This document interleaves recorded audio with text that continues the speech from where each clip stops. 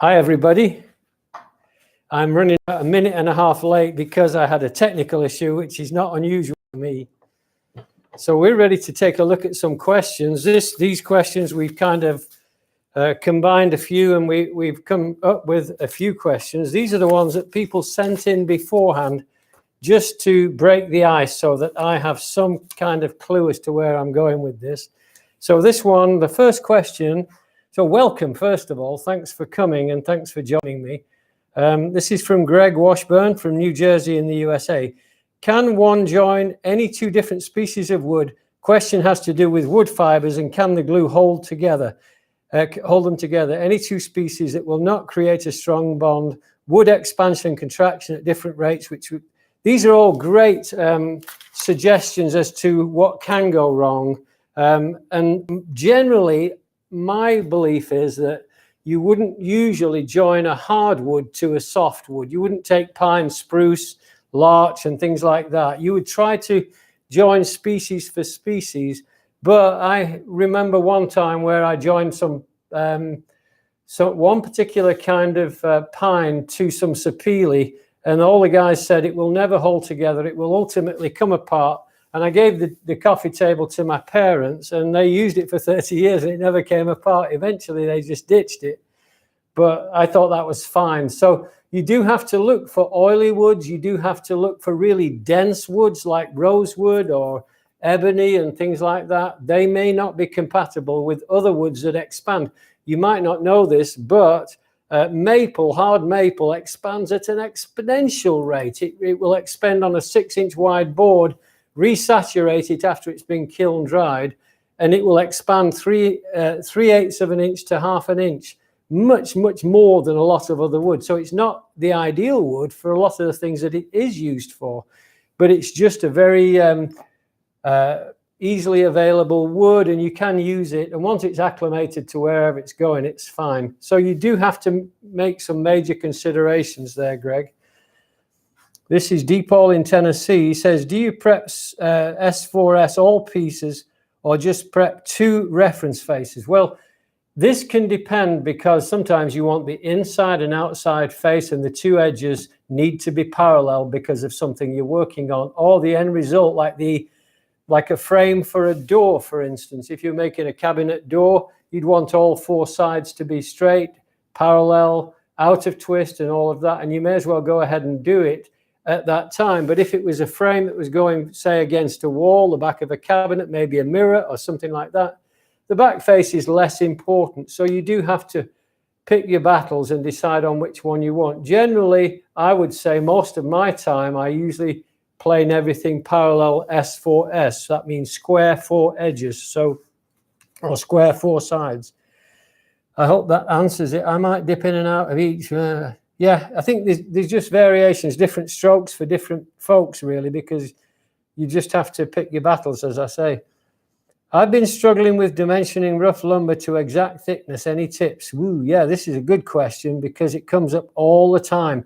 And the most important thing is, don't have an over expectation of your own abilities, especially if you're new to woodworking. A lot of times I see people who take a plane and they set themselves absolutely rigidly, and they lower it onto the wood and they push it across as though they're a road grader grading the surface of a road. And that is not, like a big bulldozer. Boom, you hammer this thing, you've got this body rock solid. When in most of the cases, my planing, I find I've got to have some flex in there, a little bit of flex. And by doing that, I find I become more sensitive. I learned this a long time ago when I was in the police. As soon as somebody makes a fist, they're losing control. And that's what I learned with woodworking. If I make a fist, this thing about bulldogging this plane to task, it's a no-no, really. You want flexibility, you want gentleness. That means you can pick up sensitivity. You're getting a message back from the soul of the plane, from the blade, everything else, and you're pulling this into yourself. And that sensitizing of your body is something that has to happen, because you may have been plugging away at a computer for years, or not having ever worked with your hands, and your body is a receptor. Your you've got your 5 sensors, but then you've got your core belly sensors that are inside of you, another 20 sensors that want to transmit information to your brain so you can adjust yourself to the task. So that's a great question, and I hope that helps. Kieran Robertson from Durban in South Africa. How do you ensure and maintain an even thickness when planing a tabletop or a cabinet sides after it's been glued up but not yet joined? I often end up planing in a twist or a corner much too thin.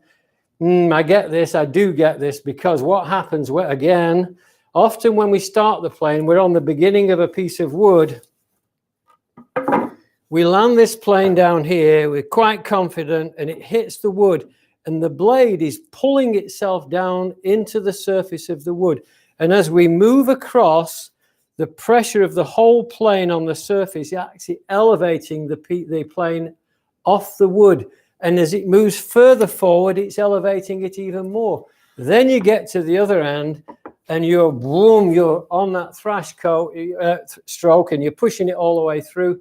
And then you come back to the beginning. That's what happens. So often the best place to start planing isn't at the beginning or the start or the end of the wood.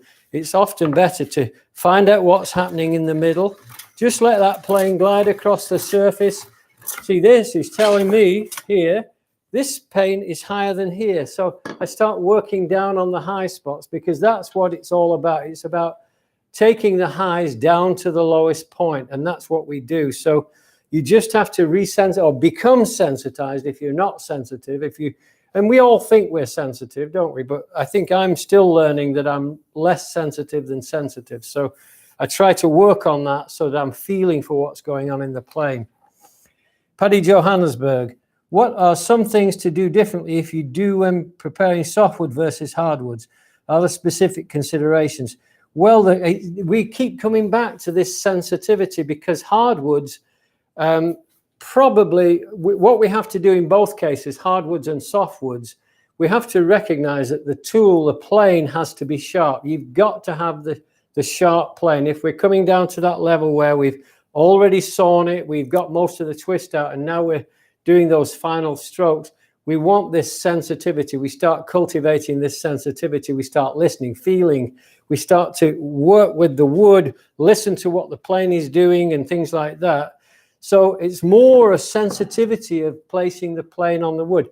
If you're planing a piece of rosewood, it's very dense. Cocobolo, very dense. Any of those exotic hardwoods, they really are very dense. And you just have to take very light passes with the plane. When you're working on softwoods, you may even have to have more sensitivity, because as soon as you put the plane on the wood, the fibers are being compressed into themselves, and then they spring back up. You don't get that memory. You don't get that coming back into the plane with the hardwoods. So you use different techniques. Again, it always comes down to cultivating sensitivity. Sensitivity, think of it this way, sensitivity and accuracy and care are all one and the same. You can use those words interchangeably when you're working, because how accurately you present the plane, how much depth of cut you set the plane to, things like that, they're all accuracy, and they all revolve around your sensitivity. And your sensitivity is paramount to getting the best results, the optimum results. Thanks, Paddy. That was a great question. Okay, from the Netherlands, Mick from Hilversum. Paul, is there a technique to plane the sides of a board as straight as possible, e.g. in preparing for laminating a few boards for a tabletop? Often the beginning or end of the board trail down. Well, I think we just answered that in the last question. I plane them, blah, blah, blah, a slight hump in the middle. Yes, and this is important, because let's say you've got a whole bunch of boards like this, and you've got to glue these together into a laminated top like this. Well, the important thing is, if you've created a slight boat shape on each side of those pieces, by the time you've got these laminations going together, yes, you can clamp it out. The problem is, when you do clamp it out, those ends are under very tremendous pressure, probably more than the glue can hold. And even if the glue holds, the wood will give. It's going to split on the ends. And that's what we face a lot of times. So we've got to be more sensitive. We've got to get that mid. We have to start in the middle, like I said before. So if this was cambered this way, just start in the middle, keep going down till it won't take a cut. Then elongate the stroke and elongate the stroke and keep elongating. Then you sight along it to see how you're going. Yes, this is going down nicely. I keep going until I take those final strokes. Then my continuous stroke, if I want a continuous stroke, goes all the way through, and I've got those straight edges. So it's very important to realize what's happening. Sensitivity again. Andrew Scott from Sydney, Australia. Hello, Andrew.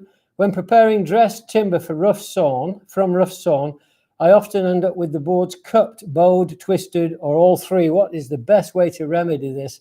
Cut oversize and then plane the cut board flat. Okay, this is a good question too. They're all good questions, every one of them that came in.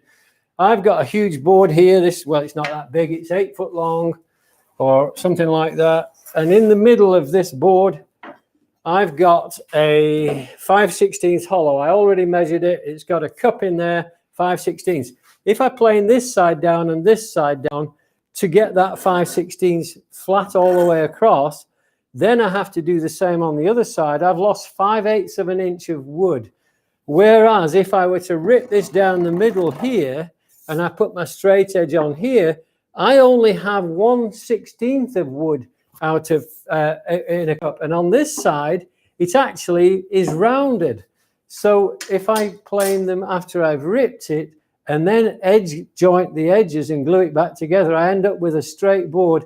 And I end up with a board that instead of going from 1 1/8 to 5 to 1/2 an inch, I've got a 1 inch board. So that's why we do that. And those are very serious considerations when we're doing this kind of work. So yes, that's a great question.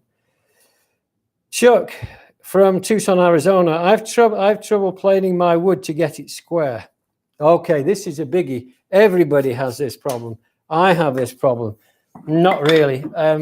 Because over the years I have worked on my planing technique and it's less of a problem for me now than it was. But this is where you're planing down, you've got your sides flat or whatever, and now you want to plane this edge and you're planing here. Now there's a lot of reasons this can be out of square. One of the main ones is that you didn't set your plane iron perfectly parallel to the sole of the plane. Or somebody told you if you're taking more on this side, can't you plane iron over? That's not what this lever's for. This lever is solely to get the plane iron parallel to the surface of the sole. We never cant that over to compensate for something. That's not what we do. So you keep it parallel. Now, if you have a high side, let's say you have a high side on this side, there's a tendency to want to cant the plane over like this to compensate for it. But instead of doing that, move the plane over to this side and take your shaving just off this side and keep taking it down. And that shaving is getting wider and wider and wider until you take a full width shaving, and you'll find that you're very near to being square. Sensitivity, cultivate sensitivity. It's the same thing. So there we go. That will help you. Instead of canting the plane over, just move the plane over to the opposite side and then move back into the center of the board. Okay, Chuck. Gary Mercer, is there a trick to identifying grain direction in glued up boards?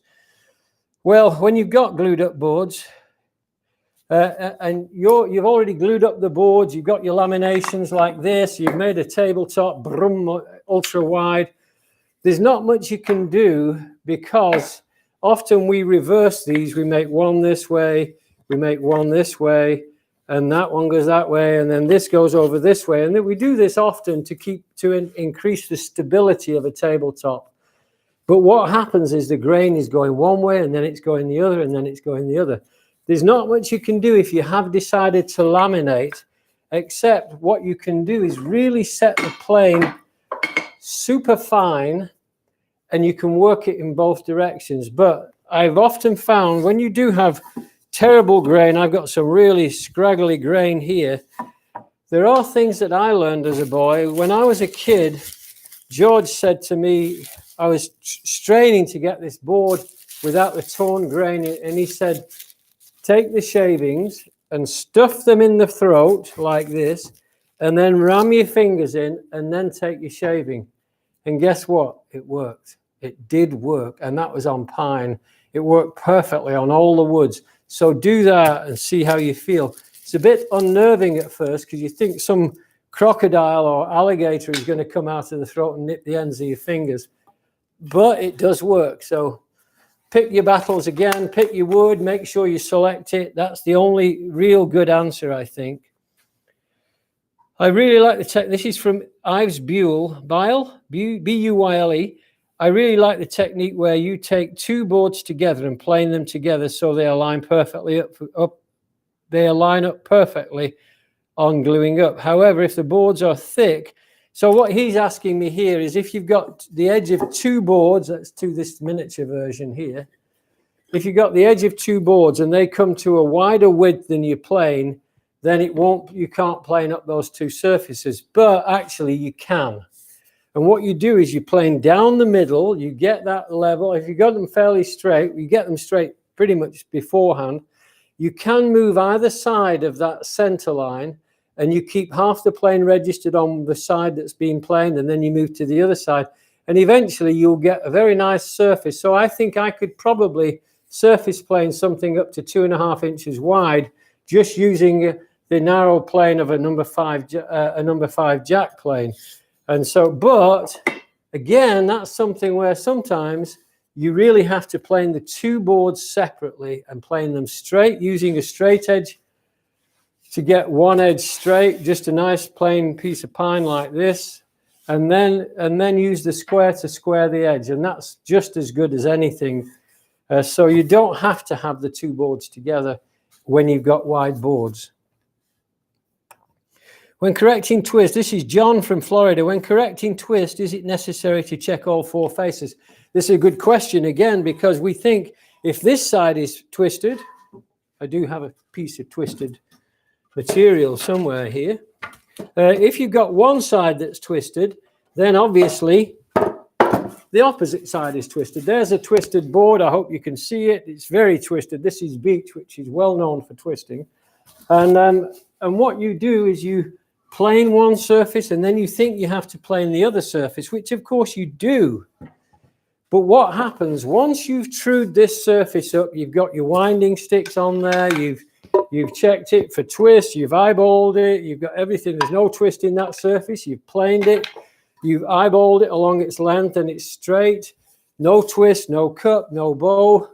Then what you do is you set your square on the face on that register. This now becomes your registration face. This is the face we put the face mark on, face meaning face. And then we put the square on here and we slide it down here, and we'll find this edge is twisted too. But now we first of all straighten the edge as best we can, then we offer the square to it, and we find out this corner is high and this corner is high. Well, we simply take the twist out, get the twist out, use the winding stick if you really want to, but you don't need to, because just by using the square here, here, here, and here, you'll start to see how that twist that was developed during the drying process is now getting reduced. And then once you get that out and you've got it straight, then you flip to the other edge. Usually what you'll do from these two faces now is you'll take a marking gauge, run a gauge along here to the lowest point, flip over, run the gauge on this, then you'll plane it down to that surface, and then you'll work on your parallel. Or you can do it either way. You can do either face. You can do the big face or the small face. And that will bring you parallel to the surface. So you don't need to check it with winding sticks or anything else. You don't have to take it out that way. What is the best wood preparation for wood bending? This is to make a good result and quicker drying process. You know, the best and easiest wood to to bend is going to be green wood. So if it's green or semi-green, it bends a whole lot easier than it does dry wood. You can bend some dry woods, they work just fine. But the best one, of course, what you have to do in preparing, if you are going to bend it while it's green, you have to bend it and leave enough meat on the wood to go in and further finesse it. After the bend is complete, you've left it in the former, or you've left it tied or whatever, then you have to leave enough material on to go in with a spoke shave or a draw knife or whatever tools you're using. And then you have to finesse it after you've got the moisture down. And you can get the moisture down further just by taking it into a dry environment or using heated sand or whatever to heat the wood. Al, East Hartland, Connecticut. Hi, Paul. When purchasing rough sawn lumber, how long do you let it acclimate to your shop before working it? Do you use a moisture meter? I do use a moisture meter. And on some projects, I wouldn't go without a moisture meter unless I'd had the wood like I have. I've had this plank of oak in for about, 8 years, something like that. And I have several planks like that. And I like to keep my wood as long as possible. And it's surprising when you buy wood for a project and you got a good deal, then it's a good idea to keep it and keep it in the workshop where you're going to be working. I keep my workshop fairly close. I keep the humidity down in my garage. I use a dehumidifier and I leave it on permanently winter, summer and spring, any time of year. I just like to keep the moisture as low as possible because it keeps my tools dry and it also keeps my wood relatively low. But what I would also do, if you have the opportunity, if this is furniture for you, your family or something like that, slip it under the bed and leave it there for 6 months if you can afford the time to do that. Sticker it if you need to. I think that's a good idea. Lift it off the carpet, lift it off the tiles so the air is circulating. And that's what I do. So I think you do have to keep wood in for a while. If I'm just making stuff, ordinary everyday stuff, pine is noted for the amount it shrinks or expands. I've put clamps on boards that have been 2 feet wide and come in the following morning and the clamps have dropped off. They weren't even on the piece because they shrank so much. So you do want to get that moisture down. Paul from Toronto, what are some tips and tricks for planing the face of board that has knots, inconsistent grains, so as to avoid as much tear off as possible? I already gave you the trick with the fingers down in the throat with the shavings in there to stop the shavings going into your fingernails. But it's just sharpened tools. It's just sharp tools. And interplaying, I think, depends. Interplaying between a number 80 cabinet scraper and your smoothing plane, taking the highs down. One of the other things I do, I keep 2 planes side by side so that I have one, excuse me, one that might be coarse, not quite so finely sharpened. Excuse me.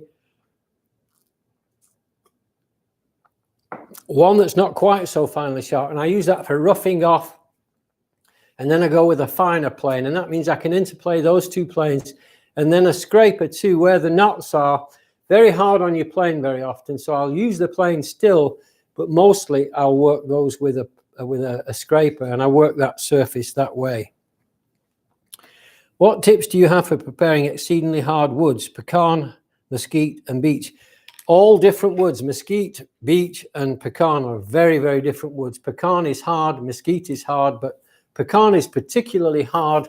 It's not like any other wood. It has a tenacity all of its own. I've used it often enough, and I don't know. I really can't give you an answer on that. It's just sharp tools and tenacity in your own body. You've got to fight it. They're going to fight you, all of those woods. Beech is fine. Beech isn't such a big deal. Alex Garner from Leicestershire. What's the best method for planing thin stock, say 4 to 6 millimeters thick, which can't easily be held in a vise? I usually take a strip of wood, if I have one. Let's pretend this is super thin, but it's 6 feet long.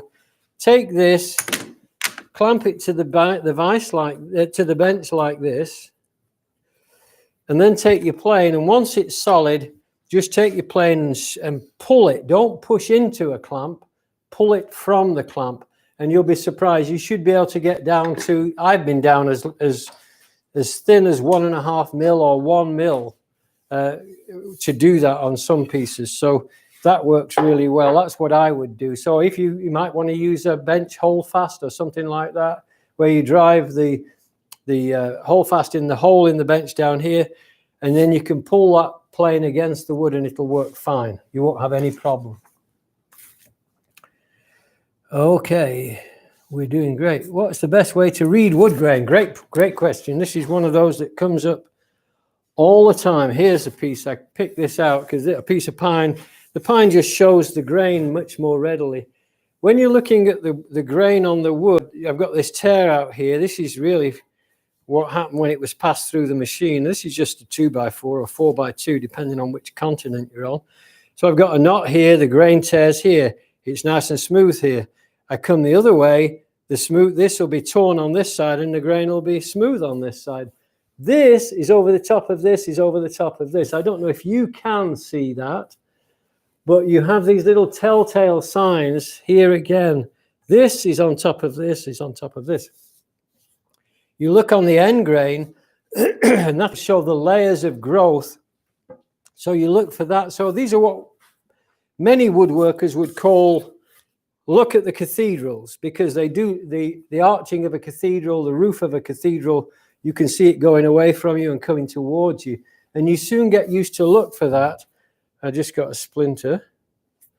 Now it's out. But then also look for where the wood comes to the corner like this. So if the wood is coming to a corner and it's coming to a corner on this face, then this is going to be against the grain this way and with the grain this way. Little telltale signs like that are tremendously helpful when you're looking at the grain. And different woods have different apparent surfaces. I've got some in here. It's not very clear because of the darkness of the wood. But I'm looking all the time for those little telltale signs. Plus, just tracing your fingers across the surface. Here, if I was in the lumber store, and I would just pull my fingers like this, and I already know which way the direction of this grain is going. I can tell by pulling it. Here, it's grabbing on my fingertips. This way, it's going over it smoothly. There are little telltale signs like that that we use all the time, even on the surface of a rough sawn board like this. This has been ripped on a bandsaw, but I can tell which way the grain direction is going by pulling my fingers, because the grain stands up in a different direction as it dries. Boom, these are great questions. Okay. Hello, Bob from Minnesota. Oh, that was from Tom A in the USA. Hello, Paul. My question is about the smoothing of a board. When I'm planing, I can't take full length shavings of the board. I get marks from where the plane blade first makes contact and then it leaves the surface. I know exactly what you mean. When you're planing the surface, there's a tendency to put the plane on the wood and start planing from that point. Well, what you have is you've got the sole of the plane and the blade is protruding by whatever it is, fraction of a millimeter, fraction of an inch. So it's already protruding. As soon as you start to apply pressure, the blade dips into the wood at that point. You push it along and then you got a little step down and then you get to the other end here and you just lift it off like this and you've got this grain tearing. What we do in reality is we start the plane here, we rest it on the surface, and then we lift the heel slightly and we move it in and we lower it into the surface. And when we get to this end, we lift the heel off. So by doing that, what we're doing is we're feathering it into the surface and we're feathering it out. And that's the best way to eliminate that kind. And if you go across the whole board, we're talking thousandths of an inch here in the different level of the surface. Unfortunately, your fingertips can tell the difference between 0.02 of an inch in different heights when you run it across the surface of anything. Amazing things, fingertips. So, but what you're talking about is much deeper than that. Set your plane much more shallower, maybe. Think about that less brutal approach and just go more sensitively. Make sure your plane is set. Okay, when Don from Chicago, when dimensioning rough stock by hand, how exact does thickness, flatness, squareness? Ooh, yeah, because he wants to do joinery, he says. How much is acceptable? My personal feeling is you go as tight as you can to every one of those. You want it straight, you want it square, and you keep working at it and working at it. And by that, I mean that once you've got what feels like flat, you back the plane iron off, take a little bit more of a pass, back the plane iron off again until it's taking the onion skins off. And when you get to that level, that will give you the kind of surface treatment you want for your wood. You do want it straight, because anything that's out of straight, anything that's twisted is going to telegraph into the wood. A slight twist that may be so minimal you can barely see it can translate into a rail going into a mortise hole, and that will be exaggerated if the stile is 3 inches wide and it has a 1/16 twist in it, which is not a small amount. I'm not saying it is, but that then is magnified, the width of that piece all the way across. So if it's 2 feet wide, it'll be magnified 8 times or whatever, 6 times in that, and that's where you end up with twisted doors. If it's slightly cupped along the length, then your mortise hole won't be square. There's all kinds of things. Everything has a knock-on effect, and those are the things we keep trying to minimize. So great question. Thank you. Thank you. I think I've got all the ones I'm going to do there. I'm going to see what we've got coming in.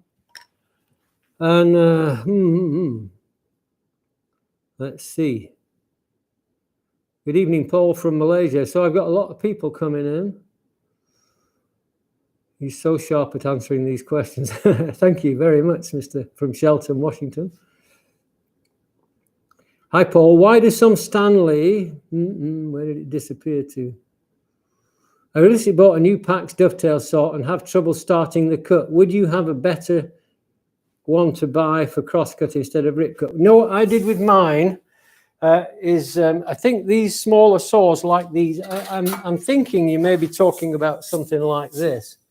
And what I do with my saws, I just take a file to the very beginning, 4 or 5 teeth, and I take a pass just like that. It seems brutal, but then when I start that saw, boom, it just goes for it. It doesn't have any hesitation. So if I took this and took a saw stroke here now, it just goes straight into the cut. See there? Just those 2 strokes, it just goes, and that's going to give you a wonderful saw experience. So I do that on my tenon saws as well. So you don't have to do all your saws, just do 1 of them or 2 of them or whatever you want. Question from third-year carpenter joiner apprentice. So these are moving. What do I do to stop this from? How much do you leave on the wood when bandsawing to size to allow for planing?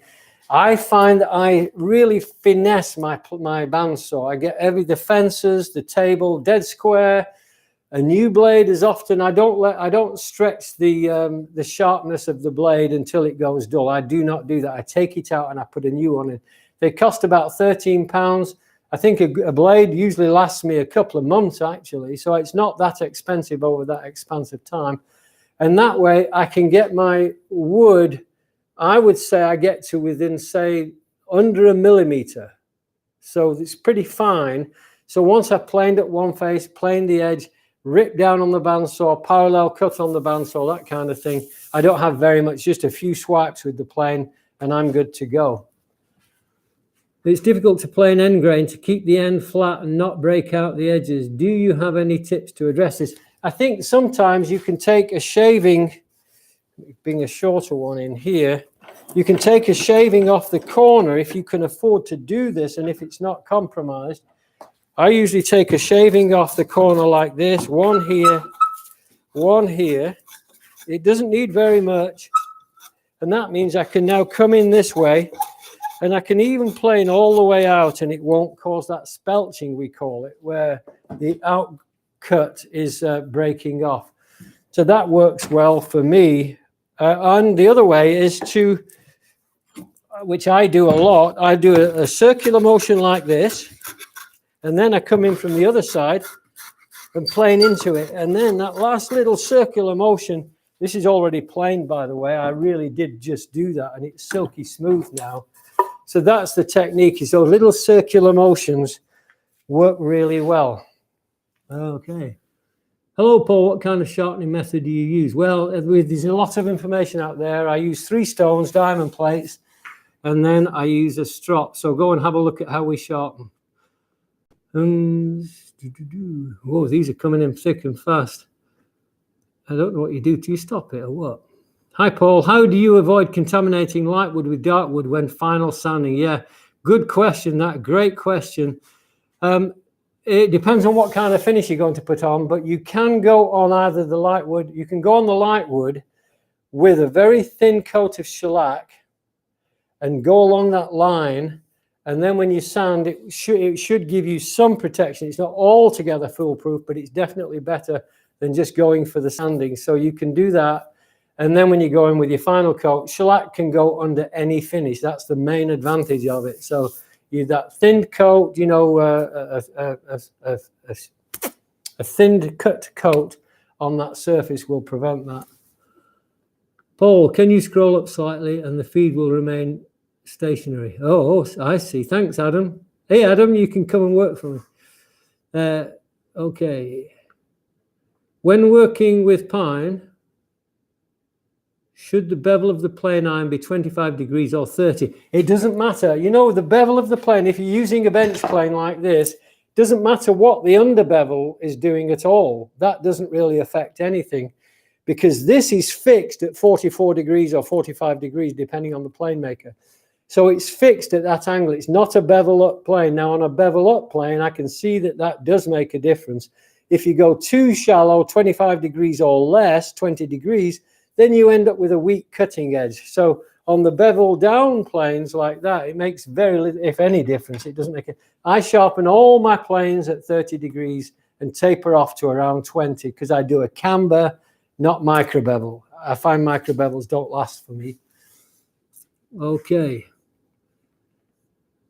Now somebody said, okay, hey Paul, I reconditioned an old, sorry, no, misspellings and I can't understand what it said. When joining mitered end grain, if you put glue on both ends and let them dry, then glue them together, does it make a stronger joint? No, not really, because what you've got is glue on glue. It depends on the kind of glue. So no, it doesn't, because the glue itself, if you're using a PVA, relies on some absorption into that surface. It relies on the surface. Once you put PVA, and all you're doing is coating the surface of the end grain with plastic, because PVA is plastic. It's polyvinyl acetate. So you glue it, and then you put glue on glue, and it doesn't glue. So no, it's of no benefit. Some people plane the whole face of a board at once, and some you can tell I don't know what I'm doing here. Paul, tell me how best to dry wood logs or boards. Good health. Okay. Wood logs or board. You don't really dry logs. Logs don't dry well while they're in the round because all the time they have this massive water inside them. And that water combined with a dry atmosphere, with a warm atmosphere, is creating fungus inside.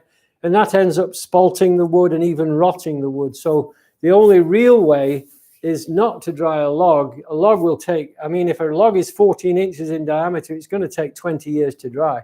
It just does. But if you slab it into boards, they say an inch per inch of thickness, a year per inch of thickness, that's a pretty good maximum. It's not exact, but it does help. And so what we do is we usually slice through and through, and then we just dry those, or we quarter saw, or we rift saw, or whatever different method we use. And once they go into that thickness, then you stick them with an inch in between each piece, leave them there for a year, and your wood will be ready to bring indoors to acclimate to the surroundings it's going to live in. Hey, David Rogowski, how are you?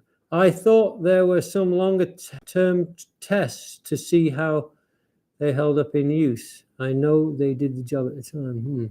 Not sure what that's referring to. Okay. Aldi doesn't sell their chisels in the US. Do you have any recommendations for a decent set of chisels? Well, you know, Aldi chisels were made by a German company and they're still being manufactured. They're just not as cheap as the Aldi version, but they're still being made. And I think we do have a link somewhere. So I might just, yeah, I'll see if I can dig it out and maybe get back to you. But I'm still using my Aldis and I love them to pieces. They are the best chisels, I'll tell you what. I wish Aldi would listen to me and just get them in again. Thanks, Sean. It's as my other plans now. Okay. Paul, do you suggest acclimating dried wood to your environment for a period of time before working? Yes, I already answered that one, I think, and I definitely do. I'll buy 2x4 studs in and keep them in for 6 months. I usually have about 50 in stock somewhere, and I just leave them in the eaves somewhere and let them dry. Okay. Yeah, just actually, it's just got a suggestion here from the team just to say, check out our buying guide. That will give you the exact answer, the buying guide. So go for that. You are my hero, Paul. Thank you, Sam. I love you. Leave a cat, however you spell it. Okay. Now then. Okay, I'm trying to stop this from scrolling before I get to the question. I bought some redwood for a Rubo build, bench build being milled. I need your help, Joseph. I don't know how to stop it. Somebody said scroll all the way up, which I did. Oh, it's on Common Woodworking, the buying guide for the chisels. Just go to Common Woodworking. That's where we teach all our basics for everybody who wants to learn woodworking. And it's free, remember? It's a free resource. Hi, Paul. I reconditioned an old plane using your video and sharpened the blade using your technique. Last night, I was able to plane. I was just able to plane join black walnut. Got a lot of practice, but what joy. Okay, thanks for that, Steve. Great. Do you own any Lee Nelson planes? I do. I do own them. I don't use them because I find them too heavy because I'm an old man, you know. I'm fine, Paul. Oh, that was Gary. Thanks, Gary. David, I mean. Favorite Texas woods. Favorite Texas woods. This is somebody in Texas who wants me to give a plug for mesquite. It is definitely my favorite Texas wood, mesquite. Scroll up once slightly and it will pause and chat. Thanks. I keep doing that, but it's still running away from me. Just scroll up slightly and feed will stop. Okay, it did do it this time. Okay, Marcus, how are the disadvantages to planes with ribbed bottoms? You don't want to buy them. Don't get those corrugated soles. They were the worst invention in the world. The shavings wedge in the corrugation. You move across the surface of a very fine surface that you already achieved, and all of a sudden it's scored with the shavings that were wedged in the plane. Don't get one. They're just nice to have, maybe. Hi, Master Paul. Can you give some advantages on adjust the plane frog? Okay. There is almost no advantage to adjusting the plane frog. I did a survey once. I called about 8 woodworkers in Britain when I was living in America, and I asked them, how many of you, I asked them, do you ever adjust the frog on your plane? And they one of them said I did it once. All the rest said they never did. And I would probably never adjust the frog on my plane. It's almost a useless addition. But I suppose at the time they felt like it was necessary. But I don't think a tight throat makes much difference at all. Personally, that's just Paul.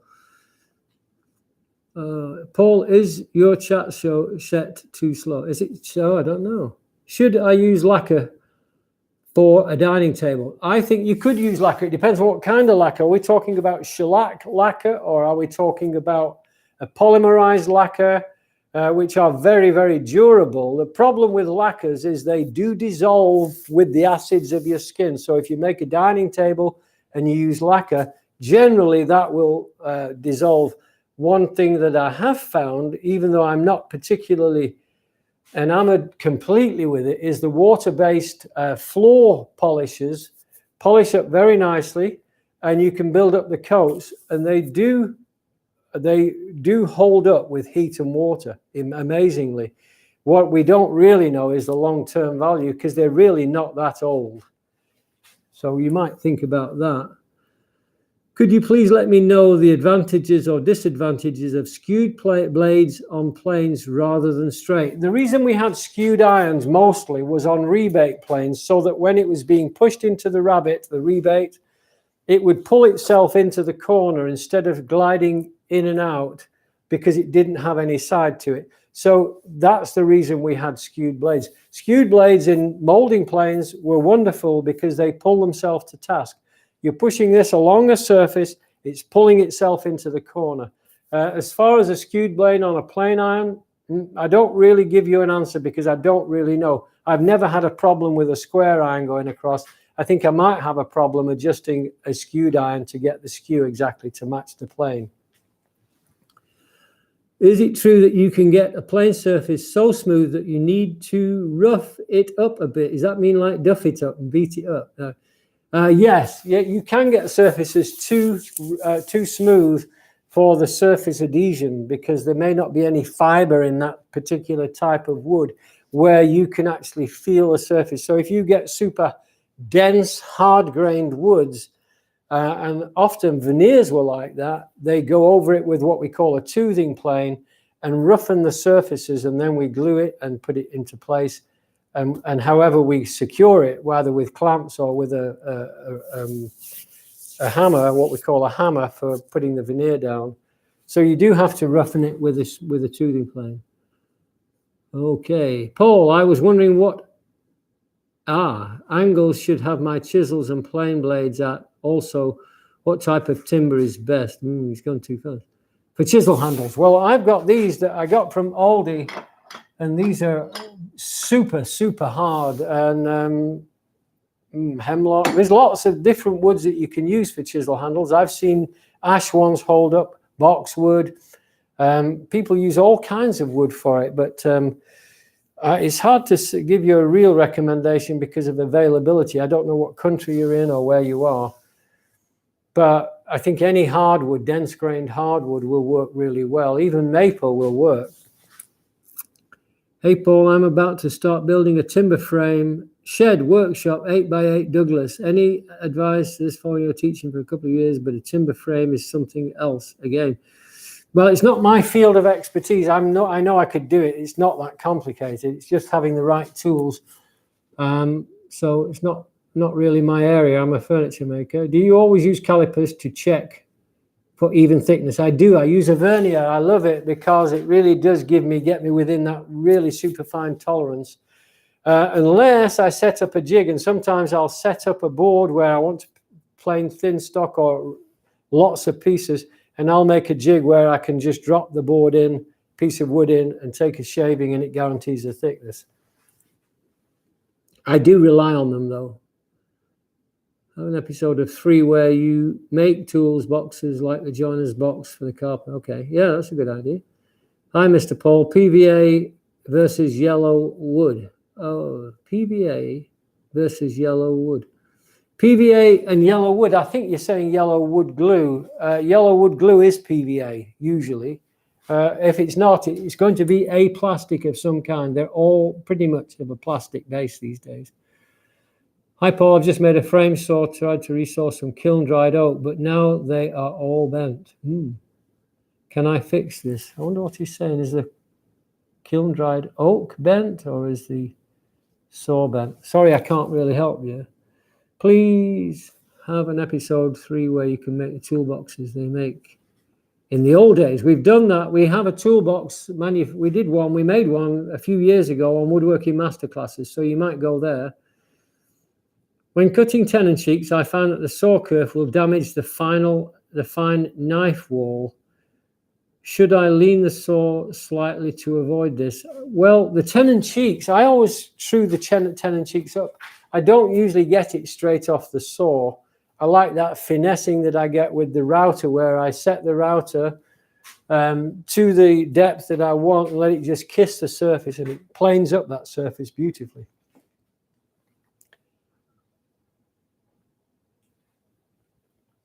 We're going a fast lick here. Why don't you use a bedrock plane? I would never use a bedrock plane. I have never found them advantageous in any way, shape, or form. And you have to go back to the beginning when the bedrocks came out. They could not persuade the craftsmen of that era for 50 or 70 years to use a bedrock plane because the weight was just too much. You don't need a heavy plane. What you need is just a regular Bailey pattern frog. No real advantage at all to the bedrock planes. None at all. Do I need a crosscut backsaw, or should I get up? I think actually it's a good question, that, because you often hear me say, well, I just sharpen all my smaller saws for a rip cut pattern. But I do have 1 or 2 where I've sharpened it for a crosscut pattern. And if you can afford a second saw and you want to just change the pitch and change the tooth pattern, yeah, go ahead and get yourself, you'll enjoy having a crosscut, especially if you're doing a lot of cross cutting for shoulders. Sometimes I'll have one where I'm rip cutting with a rip, and then I'll have a crosscut for cross cutting the shoulder lines. Very nice. It's nice if you can do it. Okay, about the weight of the planes, I felt the same. The lighter Stanley Bailey made in England are perfect. Okay, yeah. Actually, there's some very nice, the nicer ones are made in America, not England. Mr. Sellers, regarding rebate planes, how do you deal with the grain direction if you have a tight right-hand rebate plane? You just have to go with it. It's very difficult because unless you have two planes, you have to go with it. You have to, what you get is what you get. But sometimes if you are using a rebate plane, you can take the fences off and just pull it the other way. Japanese woodworkers hammer it because they rarely glue their wood. Okay. Too fast. Let me scroll up a bit. How do you feel about dowels? Why don't you use them? I've never found any real value to dowels, although back in the beginning of the last century, dowels found their heyday because they wanted to get rid of the mortise and tenon making because it was just too tedious. And they wanted to make something that looked like the mortise and tenon version. So they came up with jigs and they started boring holes and driving pegs in it. And it does hold. They do hold. There's no question that they didn't hold.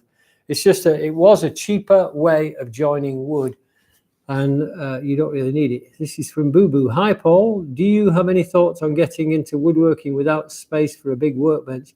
Are there good alternatives, especially regarding work holding? I think if I was doing something like that, I would have a bench that folded up against the wall, that dropped down onto some kind of twin frames that came out at the ends, so I could work on it and then easily lift it up out of the way and then work on sawhorses and things like that. I think that would be a way to go. This is new for me. Why the US Stanleys are better than the English one? I think what it was the US Stanleys just had these very beautiful rosewood handles. That's it for me. I'm sold on rosewood handles. And then I think the quality of the work was better. I found that the early American Stanleys just felt better than the UK ones. I don't want to be unpatriotic, but neither do I want to be patriotic if it's not deserved. Hi, Paul. Is a straight edge necessary to check for flatness? It is. I use a straight edge all the time. I have this one, which is a registered pattern. It's got proven straight. I use that one, and then I use one that I just made from just a piece of pine. I've had that one for about 10 years and it's still as straight as it was when I first did it. But I use quarter sawn pine. So that works as well. Have you used Japanese saws like a Ryoba? What do you think of these? I've never been raised with them, and I think that's more. I have found that I can achieve more with Western saws, and I get more of a power cut with Western saws on a thrust stroke than I do on a pull stroke. Now, that I'm not saying this is better. I don't want the competition. I'm not saying anything like that. But a lot of times people are always telling me that you get a thin kerf. It's like pulling a piece of string instead of pushing a piece of string. All that rubbish. It's not rubbish. It's just that, you know, I have tested saw curves on the Western saws of this side that are similar to the Japanese style saws. And I haven't found any different. It's not the thickness of the plate, it's the saw curve. And I haven't found it's just barely a difference, if ever. And I've got a couple of saws that have a brass back that actually are a thinner curve than any of the Japanese saws I've ever used. Now, I don't want to get into the argument. I know that they make excellent saws. There's no question of that. The other thing is, I don't want a throwaway saw. I will not buy a disposable saw. I might buy one to do research or check on something, but I would not buy any saw that's a throwaway. Just me, not thinking everybody should do the same. Thanks, Stefan. Just wondering why. Okay, no. All that rubbish is not rubbish. I love you, Paul. Thank you, Claudio. Yes, how to fix mistakes video. I think that's great. I've often thought about fixing mistakes because sometimes I do some things automatically. I fix a problem on a piece of wood, fix a problem on a tool, and just get back to task. Me and Izzy get together sometimes, and if we've got something, we'll make a Tuesday tip. We have these Tuesday tips on Instagram that go out every week, and we'll show those. So we're doing more and more of that. It's just a bit intrusive sometimes while I'm working, and I get this project, then I've got a problem comes up, and I fix it, and I go, should I show Izzy this? And then Izzy comes in with my phone, and we start doing a short video. Why does my plane clog between the iron and the cap? It's very simple. There's going to be a gap in there. That's the only reason it can clog. So there's a gap between the lever cap, the cap iron, and the cutting iron. So you just file the underside of that leading edge of the hump, make sure it's flat, rub it across the surface of the stone as near as you can to that edge, and it'll take out any gap, put them back together, and you're on the way. I think now, does Paul ever make mistakes? Oh, it's so bad. You are so cruel. Ask Izzy and Joseph and I just think you just need to ask them. Yes, I make mistakes. I make mistakes often, but I can usually just correct things in a matter of a second. I'll take a plane stroke in the middle of a video, and I'll go, oh, I didn't set the plane. I just sharpened it. I forgot to set it, and it's taken a gouge out of the piece of wood. Yeah, I make mistakes all the time. It's just that I don't admit them. Yeah, I do. Okay, Paul, I have a back saw with a slight bend. The back is bent too. How can you go about fixing this? If you've got one, close your vise on the saw like this, tighten it, and then turn it back one turn, and then pull the saw towards you in the opposite direction of the bend, and it'll take that bend out. Now I just put a bend in mine. No, I didn't. But that's what you do. That will take that bend out. So you need that pressure. And this is going to be my last question. So Melanie and Matt, Paul, many thanks for your videos. They've helped me greatly. I'm in Spain where I have a lot of stone oak. It is beautiful and very hard, but full of knots. Any tips to help work with such bad wood? You know, people think I am really opposed to belt sanders, and I'm not opposed to them at all. And it seems like a last resort, but some woods just will not work well with hand tools. And you just have to resort to something a bit more industrial. So either that or put it through a machine. Even a machine would not probably do well with some woods. You may end up with damaged blades, or cutting irons as they're called. I think it's just very hard if you have got that kind of wood to think that you can tame it with a bench plane. You can, but you have to be prepared to keep going back to the stone, back to sharpening constantly. So. All right, everybody, I think, oh, yeah, this is great. I'm going to answer this one. Paul, I see your bench vise is not recessed. Do you prefer it better that way? Absolutely, I do. And the reason is, it's very simple. When I put my wood in the vise here, like this, see where my fingers are? They're right down in between. I take my bench stroke, boom, boom, boom, take my shaving, I lift it up, open up. I've got an overhang grip all the time. If that vise is flush with there, I have to go underhand all the time, and it's a pretty underhanded thing to have to do. I don't want it. I would never use one. There is no value to it. People keep telling me, well, you can't clamp things to your bench top. I don't need to clamp things to my bench top. I never have done, never will do. 55 years of never having to do it. I'm not going to start now. I enjoyed having you. You were great, and thanks for your questions. I hope you like this. If you did like it and you're not subscribed, subscribe, because I want to keep doing them, and I want to keep increasing this so that whatever I plant in you is going to go out beyond you, and you're going to tell 100 people about something that you've learned from me today, and it's just going to keep expanding, and this craft will be kept alive by you doing it as well as me. Bless you all. Have a wonderful day. See you soon. I'm going to pull the plug, guys.